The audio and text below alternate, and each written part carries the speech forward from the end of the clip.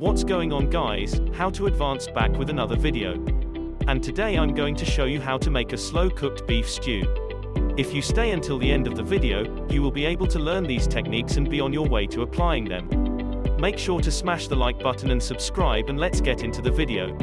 Everyone's favorite comforting beef stew made in the slow cooker. The meat is so tender, and the stew is hearty, rich, and chunky.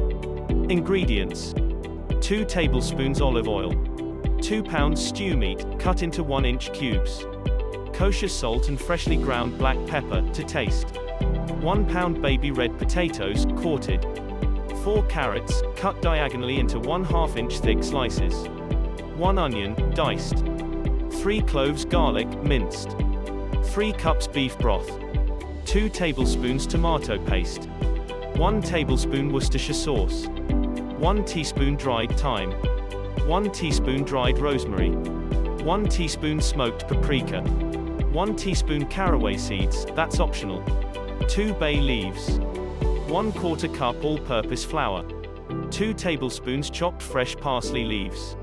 Directions: heat olive oil in a large skillet over medium heat.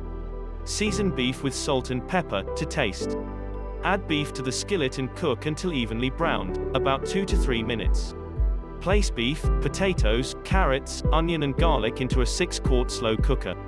Stir in beef broth, tomato paste, Worcestershire, thyme, rosemary, paprika, caraway seeds and bay leaves until well combined. Season with salt and pepper, to taste.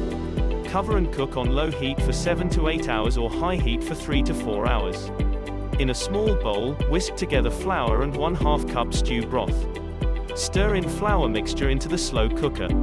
Cover and cook on high heat for an additional 30 minutes, or until thickened. Serve immediately, garnished with parsley, if desired. Thank you for watching the entire video. Good luck and stay tuned.